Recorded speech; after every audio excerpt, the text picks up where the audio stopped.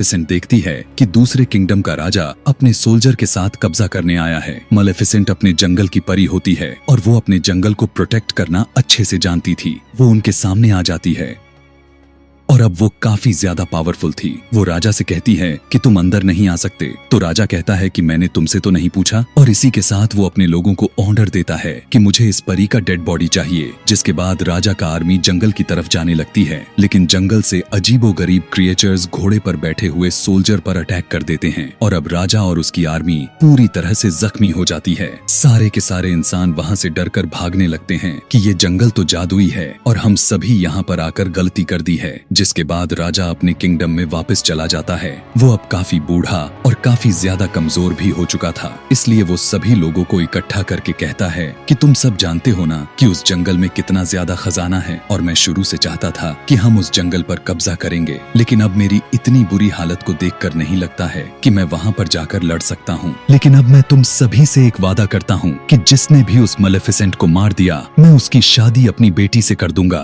तभी उनमें से एक लड़का बाहर निकल कर आता है और कहने लगता है कि मैं जाऊंगा वहाँ पे। और ये वही लड़का होता है जो मेलेफिसेंट के साथ जंगलों में खेला करता था, जिसका नाम स्टीफेन। जिसके बाद स्टीफेन कई साल बाद जंगल में मेलेफिसेंट से मिलने के लिए जाता है। मिलने पर मेलेफिसेंट उससे पूछती है कि इतने अरसे तुम कहाँ थे, तुम्हें जरा भी ख्याल नहीं आया हमारी दोस्ती का। तब स्टीफेन कहता है कि मुझे माफ कर दो, मैं अपने राजा के कामों के काफी घुल मिल गया था, लेकिन मैं तुम्हें आज तक नहीं भूला और आज भी मैं तुम्हें यही बताने आया हूँ कि मेरा किंगडम का राजा तुम्हें मारना चाहता है। इसीलिए मैं तुम्हारी प्रोटेक्शन यानी तुम्हारी हिफाजत के लिए ही आया हूँ। और आपस में बातें करने लगते हैं। मेलेफिसेंट उससे कहती है कि मैंने तुम्हें माफ किया। अब यहाँ पर उसे तो बिल्कुल भी नहीं पता था कि इंसान किस कदर बुरे होते हैं और यह कहते हुए वो उस पर यकीन कर लेती है। लेकिन स्टीफेन बहुत ज्यादा लालची इंसान था। वो उसे नशे की दवाई पिला देता है पानी में और पीते ही वो एकदम से बेहोश हो जाती है। जिसके बाद स्टीफेन अपने चाकू से उसे मारने की कोशिश करता है, लेकिन वो इसमें नाकाम रह जाता है। अगली सुबह जब मेलेफिसेंट आंखें खोलती हैं तो वो देखती है